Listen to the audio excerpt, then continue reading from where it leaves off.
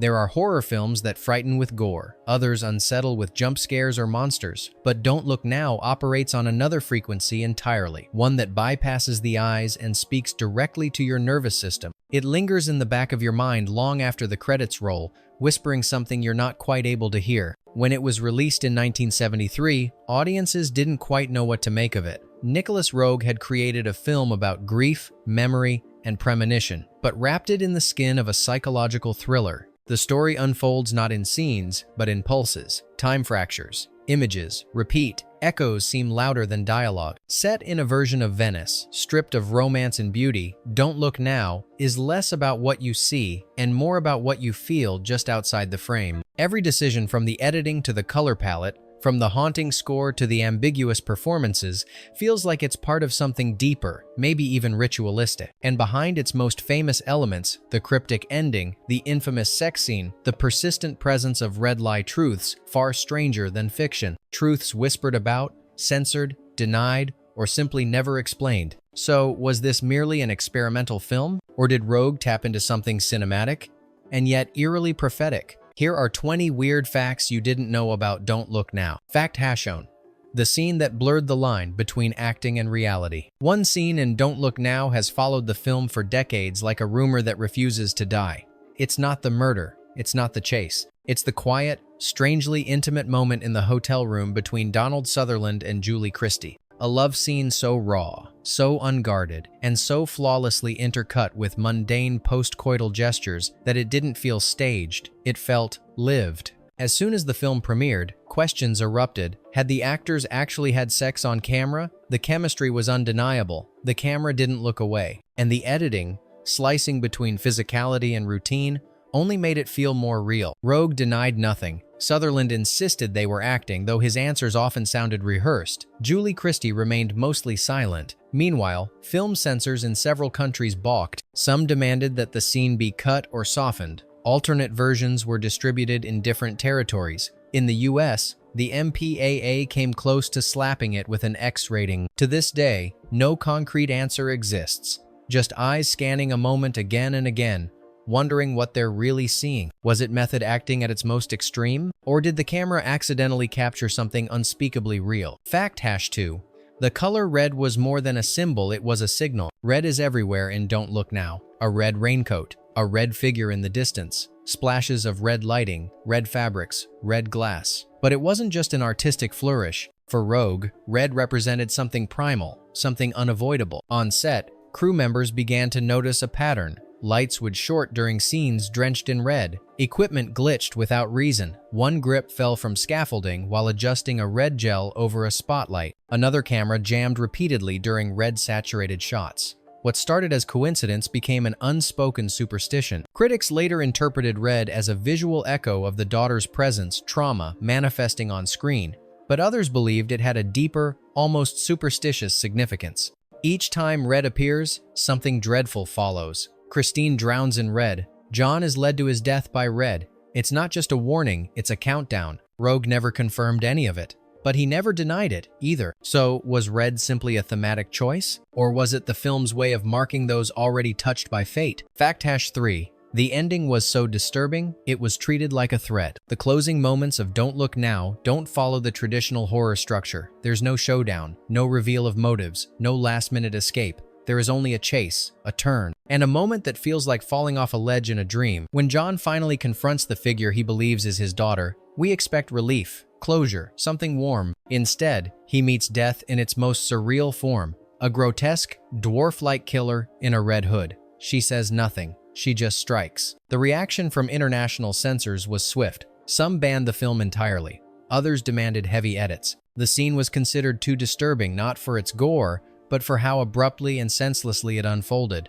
It felt less like fiction and more like a nightmare without explanation. Psychologists later noted that the power of the ending lies in its betrayal of viewer logic. We expect signs, resolution, redemption, but what we get is inevitability and silence. So who was she? A real killer? A vision? John's guilt made flesh? Or is the question itself the final trap? Fact: Pedwar, Roeg, didn't edit scenes, he rewrote time. In traditional filmmaking, editing connects events. It smooths transitions, establishes continuity, and helps the audience follow along. But Nicolas Roeg didn't believe in continuity, at least, not the kind you can see. In Don't Look Now, time collapses in on itself. Scenes don't unfold. They ripple, they echo. Roeg wanted the film to feel like memory. Not linear, not logical, just emotionally real. That's why he placed moments from the future in the middle of current action. Why he inserted silent glimpses of things yet to happen. Even single frames imperceptible to most appear briefly,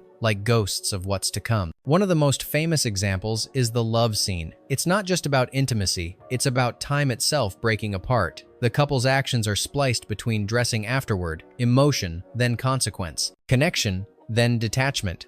The viewer is thrown off balance not to confuse, but to make them feel what the characters feel. This approach influenced an entire generation of directors, from Christopher Nolan to Lars von Trier. But in 1973, it was seen as borderline incoherent. So, was Roeg distorting reality? Or simply revealing how grief really plays out of order, without warning? Fact #5. Julie Christie was almost replaced. Then delivered the film's deepest truth. Julie Christie wasn't an easy casting choice. The studio wasn't sure she was right.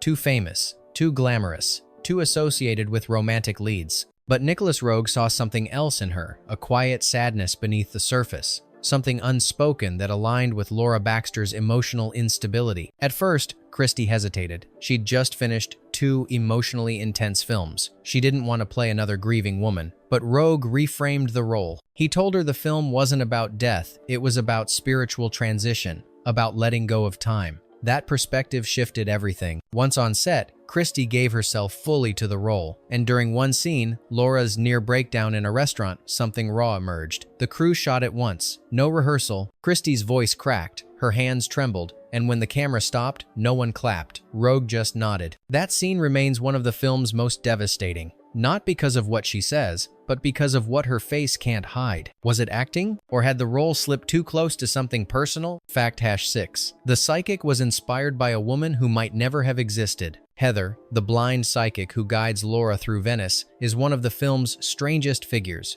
She seems to appear from nowhere. She speaks with absolute certainty. She sees what others can't. But Heather wasn't just a character pulled from the script. She was reportedly based on a real woman Roeg encountered while location scouting. According to crew stories, Roeg met her on a foggy evening near a canal. An older woman in red, soft-spoken, blind, or at least appearing to be. She claimed to sense death around water. She mentioned presences in the city. Roeg never confirmed the story publicly, but after that trip, Heather's role in the script expanded. Hilary Mason, who played Heather, stayed in character throughout the shoot. Even off-camera, she kept the same speech patterns. Crew members avoided her not out of disrespect, but discomfort. Some swore she never blinked during filming. To this day, some believe Heather wasn't acting. So was she a medium? A metaphor? Or just someone the film invited in and never let go? Fact #7. The dwarf killer was hidden from the cast until it was too late. Few film endings are as visually jarring and psychologically disorienting as the final moments of Don't Look Now. The reveal of the red-hooded figure isn't just shocking, it's surreal, grotesque, unnatural, and that's exactly how Roeg intended it. The actress behind the figure, Adelina Puerio, was deliberately kept away from most of the cast during production. Roeg believed that the authenticity of the final confrontation depended on real discomfort, even real confusion. Donald Sutherland reportedly didn't know what or who he'd face in that final shot until the day it was filmed. Puerio's costume was designed to mimic Christine's coat with eerie precision. From a distance, she was the child, but when she turns, the illusion shatters violently. The scene wasn't just a twist, it was a rupture, a moment where the emotional weight of the entire film condensed into one instant of brutal, inexplicable violence. So who was she? A literal killer? A hallucination? A death omen in human form? Roeg offered no answers. Maybe because the film had already given us all the clues, we just didn't want to see them. Fact #8. Venice wasn't a setting, it was a spirit in decay. In most films, Venice is romanticized. Gondolas, golden light, couples in love. But Nicolas Roeg used the city differently. He stripped it of its postcard beauty and filmed it as something older, colder, and eerily hollow. He chose to shoot in winter, when the streets were damp, the skies gray, and the canals almost silent. The city feels deserted, crumbling, labyrinthine. The architecture seems to trap rather than shelter. Every bridge leads to nowhere, Every alley looks like it's watching you. Roeg instructed his cinematographer to avoid wide shots and grandeur. Instead, they framed narrow corridors, shadowy corners, and walls stained by time and water. The result is a version of Venice that feels less like a city and more like a haunted mind. Locals didn't understand why the crew avoided the beautiful areas. But Roeg wasn't after beauty, he was after atmosphere. And in Don't Look Now, Venice doesn't just host the story, it suffocates it. Was it a location? Or was it the film's first ghost? Fact #9. The score was composed in 10 days and still haunts viewers. Before Don't Look Now, Pino Donaggio wasn't known for composing horror music. He was a pop balladeer, a love song writer. But Roeg saw something in his melodic sensibility that he believed would cut deeper than any orchestral bombast. Roeg invited Donaggio to try scoring the film. He gave him 10 days. What emerged was one of the most intimate and quietly unsettling soundtracks in horror cinema. The piano theme doesn't announce fear, it drifts, it mourns, it hovers over scenes like fog. Rather than heighten terror, the music highlights vulnerability, especially in scenes of grief or longing. Donaggio didn't just score the film, he embedded himself into its emotional core. Years later, he called the project a turning point, and never quite explained how he wrote it so quickly. Some composers take months to create tension. Donaggio did it in 10 days, and decades later, that melody still echoes. Fact #0. A real corpse was found near the film set, and everyone went quiet. During the early stages of filming in Venice, something happened that didn't make the news but never left the minds of those involved. Not far from where the crew was setting up a scene, a man's body surfaced in the canal, pale, silent, and unclaimed. Police arrived quickly. No alarms were raised. The film wasn't shut down. No public statement was issued. But word spread quietly among the crew. Filming paused that day, but only briefly. Then they kept going, as if nothing had happened. Roeg reportedly instructed them to stay focused and said little else. The drowned man's identity was never confirmed. The local papers didn't cover it. But some on set swore that the mood changed from that moment on, heavier, colder, more withdrawn. The film opens with a child's drowning. That's fiction. But on that day, fiction and reality blurred. The canal gave up a secret of its own, and no one has ever explained why it felt like more than coincidence. Fact #9. Donald Sutherland nearly drowned and the camera kept rolling. John's frantic fall into the canal might feel authentic because it almost became very real. For one particular scene, Donald Sutherland insisted on performing his own stunt, falling backward into Venice's icy waters during a high-speed chase. But once he hit the water, the current pulled harder than expected. He struggled. A hidden ledge caught him off guard, and for several seconds, he disappeared from view. The crew thought he was acting until he didn't resurface. When they finally pulled him out, he was gasping, bruised, and shaken. Roeg later said the footage was so raw, they barely had to adjust it. What ended up on screen is a mixture of performance and something more instinctual. It's one thing to portray fear, it's another to film it as it's happening. Fact #2. The opening death scene was so raw, no one spoke after filming. Few openings in cinema hit as hard and as quietly as Christine's drowning in Don't Look Now.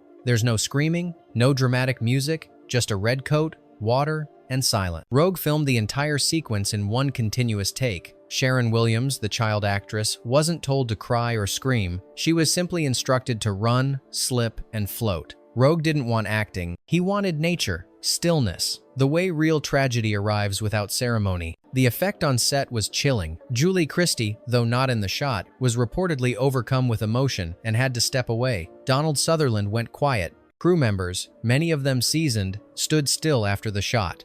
No one said, "Cut."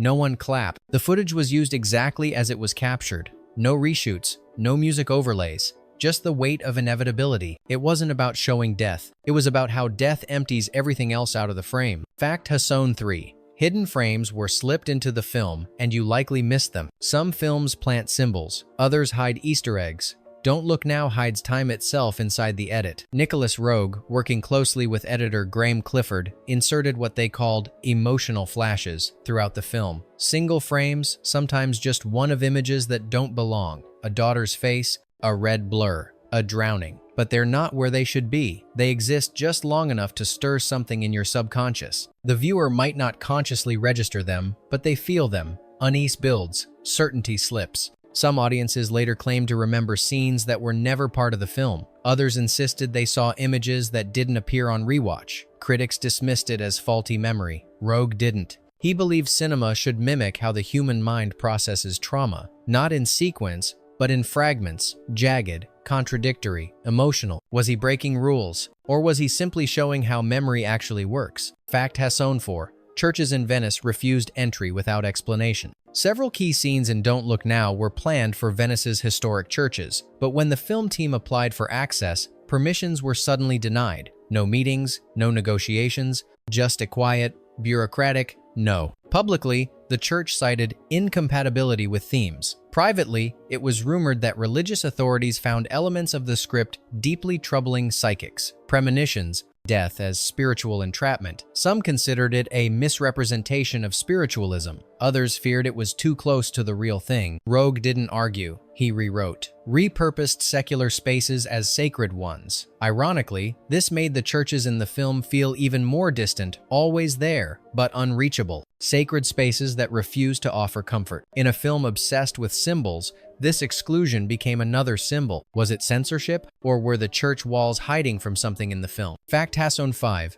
The film was edited in darkness like a ritual, not a process. Most films are assembled under fluorescent lights, with editors tapping to temporary soundtracks. Don't Look Now was not. Roeg and Clifford chose to edit in near-total silence and low light. They believed the film carried a psychic weight that it should not be touched casually. They worked late, sometimes overnight. No temp music, no distractions, just the footage. The room reportedly felt like a chapel, hushed, focused, reverent. One night, while editing The Child's Drowning, the editing table froze mid-reel. It restarted seconds later, unprompted. Clifford laughed it off. Roeg didn't. He believed certain scenes had to be asked permission before being cut. He wasn't superstitious, but he wasn't dismissive either. So was the editing suite haunted? Or did the film demand to shape itself? Fact Hasson X.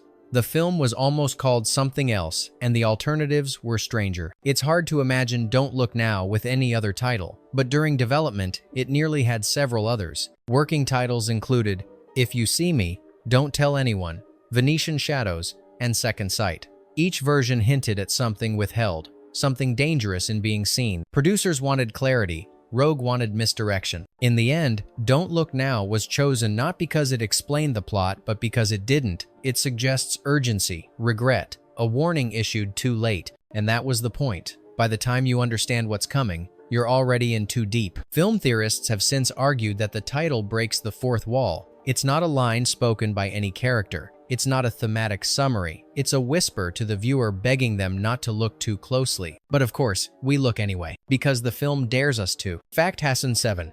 Donald Sutherland was almost removed from the ending entirely. Strange as it sounds, the studio once proposed ending Don't Look Now without the final scene, the confrontation, the murder, the grotesque twist. Executives worried the moment would alienate viewers. It was too strange, too abrupt, too unsettling. They suggested cutting from Laura's vision of Christine straight to the funeral. Let the audience wonder. Let the horror stay poetic. Roeg refused. To him, the violence wasn't arbitrary, it was earned. The entire structure of the film, its dread, its fragmentation, its premonitions had been building to that final snap. Still, for a short time, there were two versions of the ending. One ambiguous, one merciless. The one we know today survived. Barely. So what if it hadn't? Would Don't Look Now still be a horror film? Or just a ghost of one? Fact Hasson 8. The actress who played Christine was never shown the truth. Sharon Williams, who portrayed Christine the little girl in red, was shielded from much of the film's darker material. Roeg wanted to protect her innocence, not just as a child actress, but as a symbol. She didn't know the dwarf existed. She never saw the ending. She was never told what her character's death would trigger.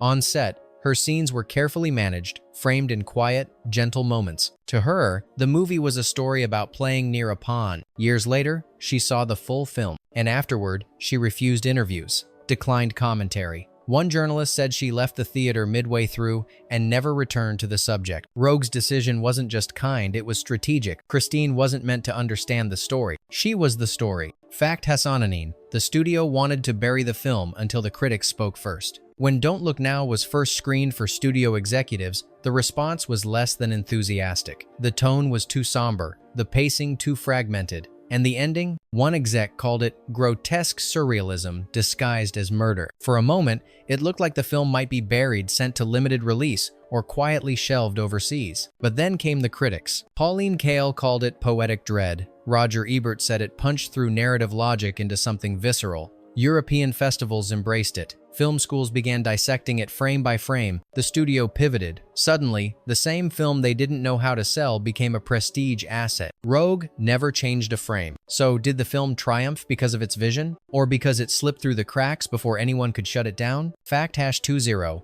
Roeg believed the film was warning him before it ever happened. Years after Don't Look Now was released, Nicolas Roeg spoke about the film in unexpectedly personal terms. He called it a mirror I didn't know I was holding. In the late 1970 seconds, Roeg experienced a profound loss in his family, one that echoed the story he had already told on screen. A sudden death, a red garment, water. He never gave details. He didn't have to. What he did say was more unsettling. When I watch the film now, it feels like a message I failed to read in time. Was it coincidence, or did the film channel something deeper than story? In Don't Look Now, grief doesn't just follow you, it waits for you to recognize its face. Bonus fact: a whisper was heard in the final mix, but no one knows who spoke. As the film neared completion, the sound team began layering its final mix. Dialogue, ambient noise, score, everything had to be placed with surgical precision. But then, something surfaced soft, eerie, and completely unplanned. A whisper, barely audible. A breath more than a word. It appeared in a transitional scene just after water, just before silence. The team replayed the section. The voice remained. They stripped out tracks. The whisper stayed. No actor recorded it. No ambient mic captured it. No alternate takes explained it. Roeg listened to the whisper in the mixing booth. He didn't ask where it came from. He simply said, "Don't remove it. It fits." Years later, in restorations and remastered editions, the whisper still persists. Same spot, same tone, same impossible presence. Some believe it's Christine, reaching out from the film's emotional undercurrent. Others think it's just an artifact sonic dust. But here's the unsettling part. Even when muted, some viewers swear they still feel it. So what was the whisper? A glitch?